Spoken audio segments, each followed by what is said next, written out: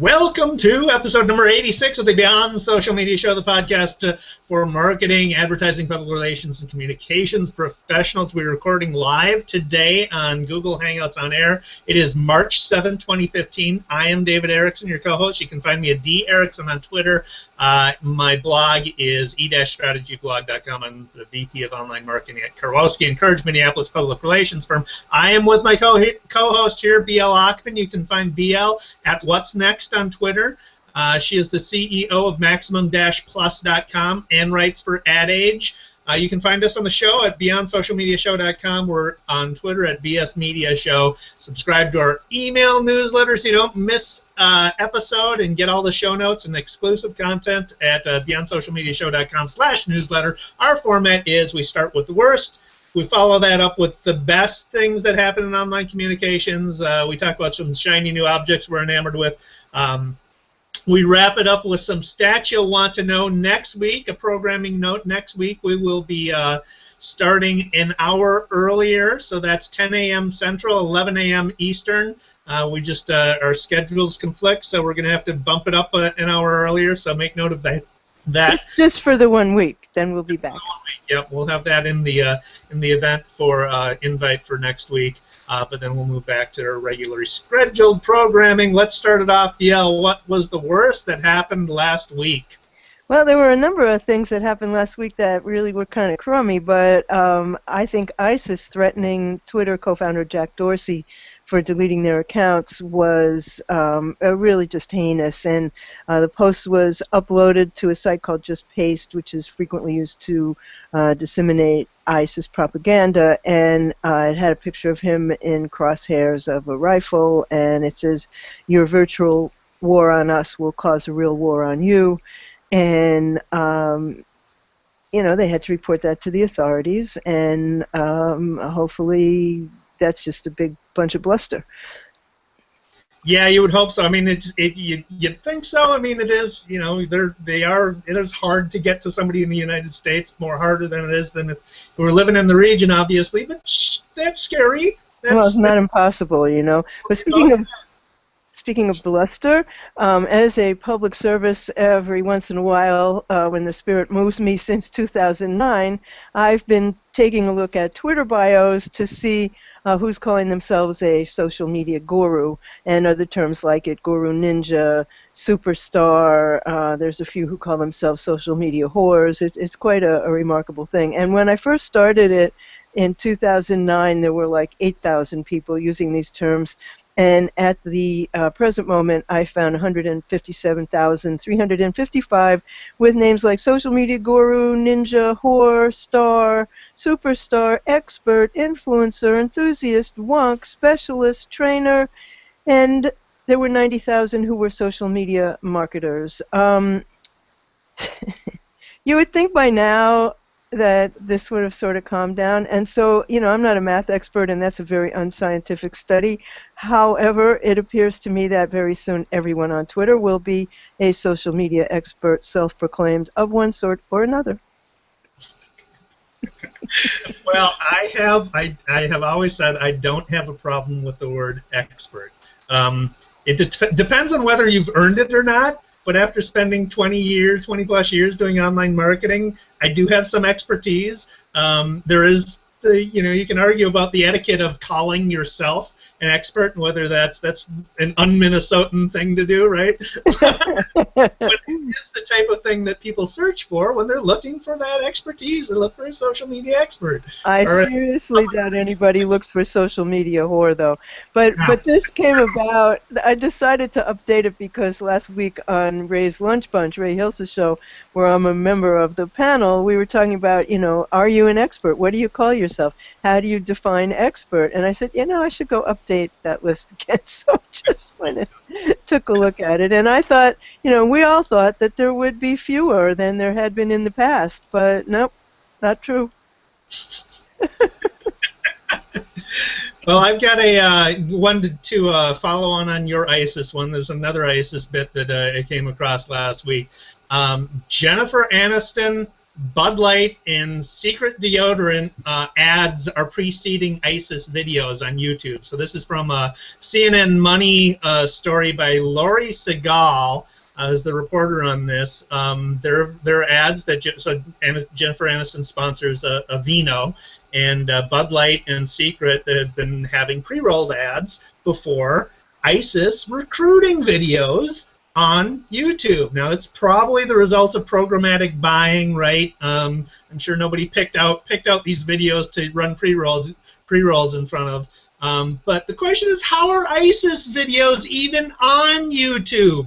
I mean, they've got an algorithm that can sniff out background music and home videos. Doesn't that blow your mind? I mean, that they don't care about an ISIS video and they'll hit on you for using, I got a copyright strike for a background of a song playing in a dance class. Yeah. So how do you not have an algorithm? Well, it is a different language. I understand it's not English, and I'm sure there are algorithms that are built more on English than any other language. But seriously, look, I'm all in favor of free speech, but there's something about yelling fire in a crowded room. This is No, that's mind-boggling. That really is. So, speaking of mind-boggling, Delta Airlines, as you probably heard on the news, had a plane that was in an accident in a snowstorm at LaGuardia. It came within inches of going right into Jamaica Bay. And I don't know if you've ever flown into LaGuardia, but it's kind of like landing in Central Park, and the runway is directly, you stop like right before you would be swimming to Manhattan. And so it skidded off the runway, and it was stopped from going into the bay by a fence, basically. The nose was like through the fence.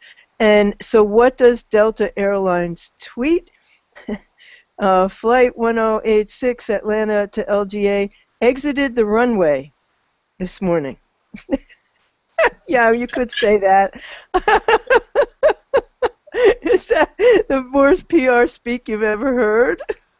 It also exits the runway. Planes also exit the runway when they take off, don't they? I mean, well, one hopes, Maybe not theirs, I don't know. But, I mean, so that was like the worst tweet. And then I got totally the worst email, which was a picture of a guy, I assume it's a guy, of a person sitting on a toilet with their pants down holding their phone, and it says your cell phone is 10 times dirtier than a toilet seat. And then it tries to sell you this thing called Eye Shield.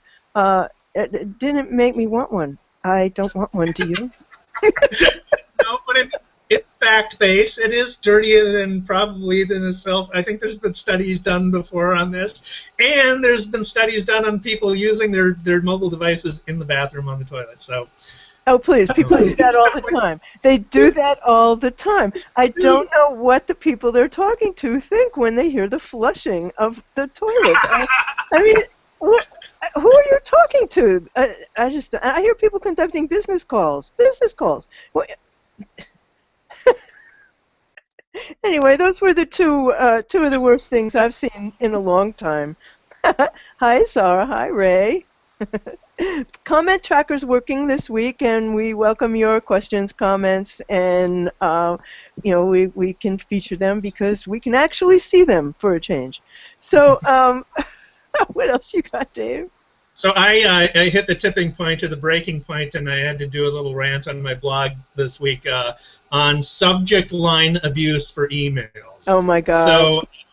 Yeah, the purpose of a subject line is to get the recipient to open it. We all know that. There are plenty of examples of how to do that. Most of them are clumsy examples. There's programmatic. I got one that says, "Hi there, D. Erickson." Obviously, they just took my email address and have it in some program that's automatically spamming people. There's redundant, so you get newsletters that in the subject line say "March newsletter," which does nothing for you really. You get shouting, all caps. "I need your urgent attention." You get the absurd. My all-time favorite spam line ever is, "Take your penis to the next level." What does that mean? I get that too. And then you have urgency. So this is a common tactic, right? 5 more days till your offer expires. The urgency tactic is getting more and more absurd, I've noticed. And so recently, this week, I came across the subject line. Apparently, everything is breaking news these days, because breaking news is breaking my subject line all the time from organizations that should know better. Traditional mainline news organizations are using this. This is the subject line that broke my back, that sent me into a rant.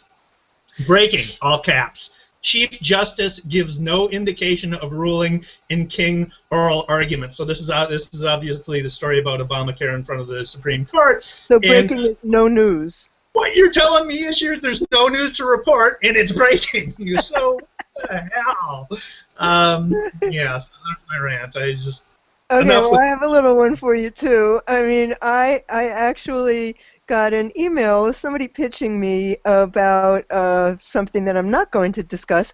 And so then she came back to me the next week and said, "Did you discuss it on your show?"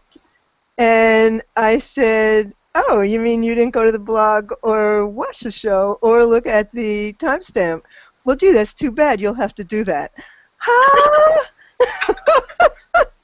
Just checking back. Did you cover my story? Yeah, let me spam you. I expect that you'll take action on this, and by the way, do my job for me and follow up. And I get all this email to, I don't know who the hell this is supposed to, Dear Robert. Okay. A lot of people send me email, Dear Robert, hello Robert, how are you, Robert? Whatever. Wow, you're on some massive spam list that has your name listed incorrectly, apparently. As Robert, yes.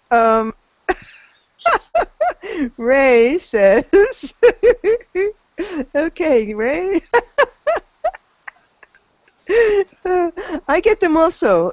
Make your penis larger. Okay. Oh, good idea.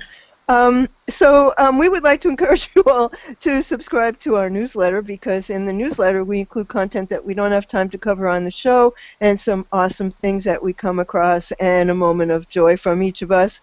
And you can go to BeyondSocialMediaShow.com/newsletter to sign up. And that brings us to best news, yes? No. No. One more verse. This is rant really on. Hidden hyperlink ads. I came across this yesterday, and what it is on a news story, the first first third of every paragraph is an actual hyperlink that they've removed the underscore from and don't color it anyway, so you can't tell that it's a hyperlink.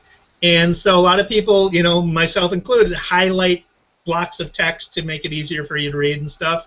So I kept doing that, and he kept launching a new window going to this gogosqueeze.com website, that? which is just a place for its individual packages of applesauce package for kids. So it's some advertisement that's a hidden hyperlink. I've never seen this before, and it's clearly it's some company that's offering it that are redirecting it to this advertiser. But it's the most deceptive advertising I've ever seen. It's ridiculous. Wow, that's nasty. That really is. I hate that. Good news time? Yes. So the Salvation Army, of all organizations that I would not have expected this from, used the dress to focus on domestic violence in a really brilliant ad that has gone viral since yesterday. It's been retweeted 6.2 thousand times, favorited 3.1 thousand times, and what they did was they put a model in the dress, in the gold and white version of it, and she's got bruises on her face and on her legs, and it says, "Why is it so hard to see black and blue?" And the hashtag is "Stop Violence Against Women," and it's from the Salvation Army, and it's a brilliant strategy. It absolutely is, and it's an example of how sort of culture jacking or news jacking works.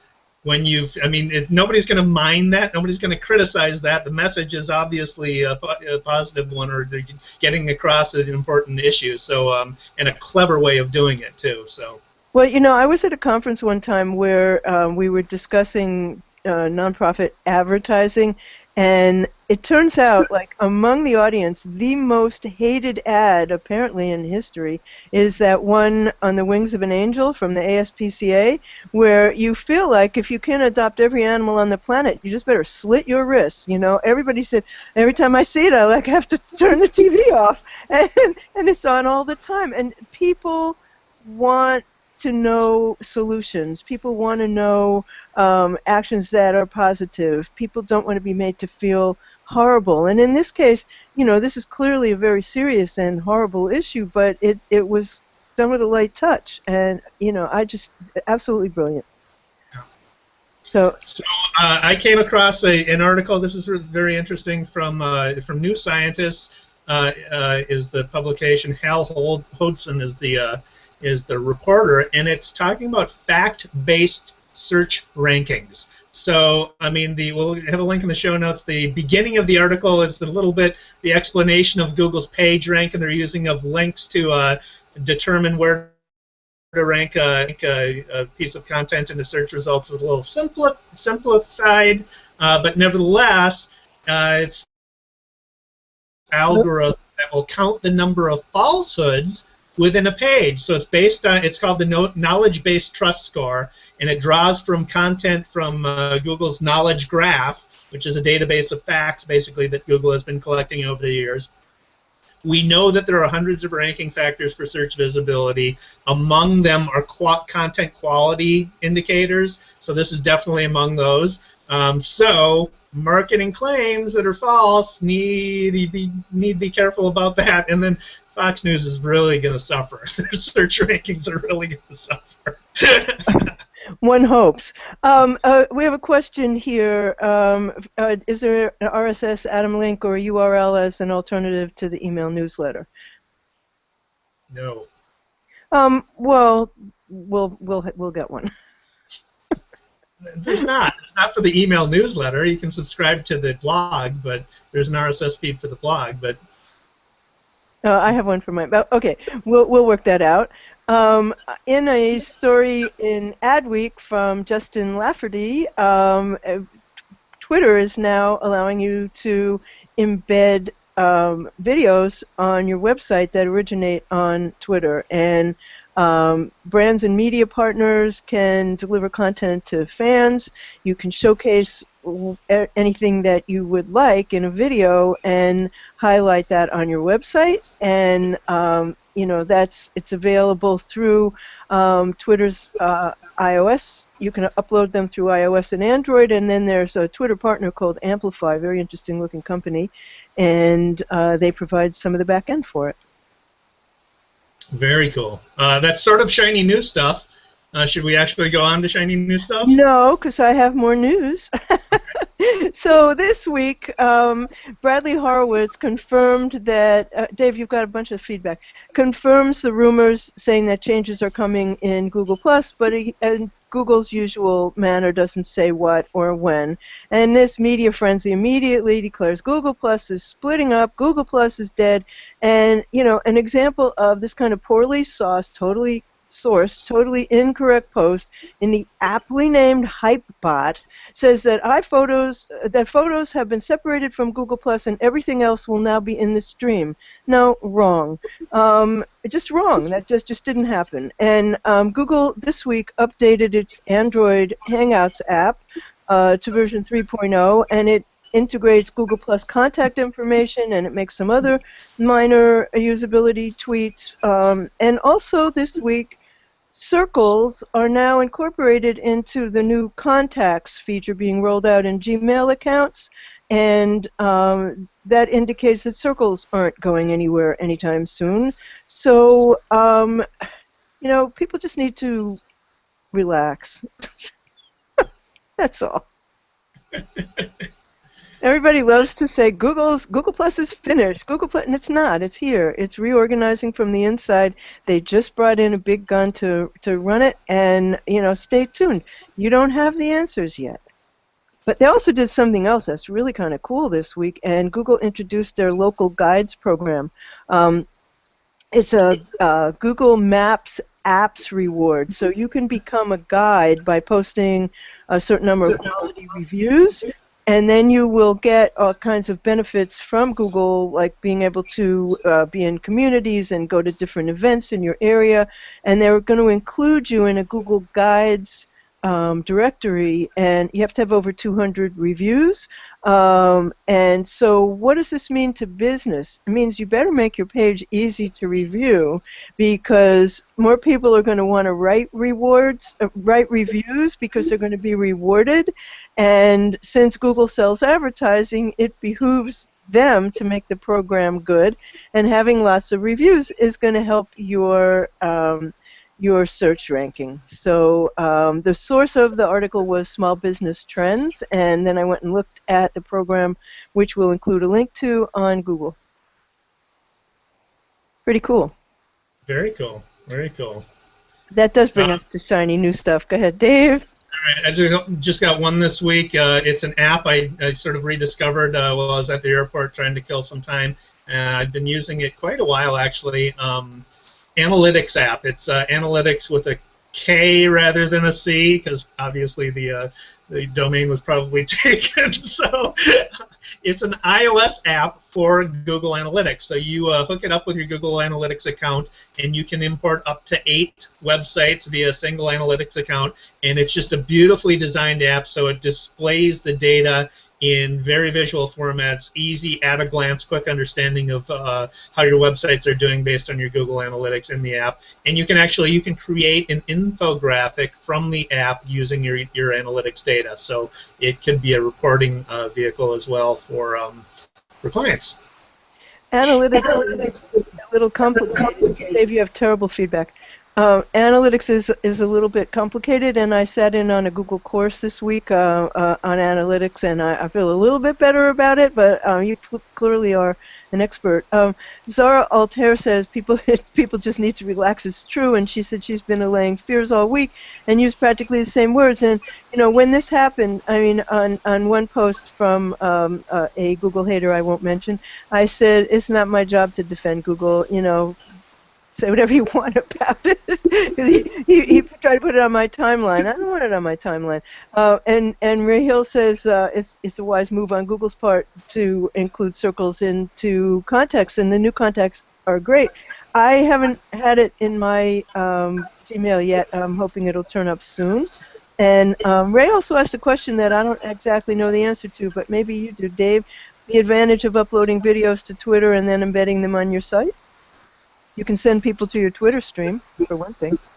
Yeah, I think it's worth trying out. It's new, so I don't know what the answer is yet, without having done a lot of experimentation with it. But I don't know that it's much different than it is with a YouTube video. But they're both embeddable. I think the only thing that I would think of offhand right now would be YouTube uses iframes technology, and the Twitter videos apparently use JavaScript, which could give you more lag on your page downloads if you're using JavaScript versus the iframe. So that's the only thing off the top of my head I can think of. Well, we're going to have to try it out, I guess, and see, so that we'll know. But you've got another one about Twitter? No, I'm done with my. I'm leaving it to one shiny object a week in the interest of time. So. Okay. We'll set that for next week. Okay, then that brings us to daily numbers. All right, so trends CMOs think will have the greatest effect on marketing in 5 years by 2020. This is from PricewaterhouseCoopers. The top one is 51% say the Internet of Things. That's not surprising. We're already seeing that being spread out in many, many ways. So the most high profile of which are things like Philips Hue light bulbs, where you can change them using an app and stuff like that. So home automation, I think, is coming. That's a big thing. Real-time mobile personalized transactions. So that's a mouthful, but that makes perfect sense. 50% say that. So personalization coupled with mobile transactions, I can see that. Wearable technologies, that's going to continue. 29% say wearable technologies. 26% say virtual augmented reality. It's coming along. So I think if not that actual technology maturing, but in 5 years, the notion of the experience of the marketing experience or the customer experience or the brand experience is going to become increasingly important. So I think that's something you've got to pay attention to. Then 13% cited privacy backlash. I think you're seeing a lot of brands, a lot of platforms already trying to address that within the past 3 years or so. So I can't wait for augmented reality. you know. I think it'll be great. So that brings us to the end of episode 86 of Beyond Social Media Show, and we'll be back next week at 10 a.m. Central, 11 a.m. Eastern, and in the meantime, you can find us online. BeyondSocialMediaShow.com is our blog, and we will have the playlist of the show, and also we will timestamp the video, and both of those will be available by tomorrow. And you can find David at D. Erickson on Twitter, at estrategyblog.com, at creativepr.com/blog. You can find me at What's Next on Twitter. What'sNextBlog.com is my blog. My company is Maximum-Plus.com for all things Google+. And on Twitter, we are at BS Media Show. And please do subscribe to the newsletter, where we'll have exclusive content that we have missed on the show. So we will see you all next week. Thank you so much for watching. Thanks for watching.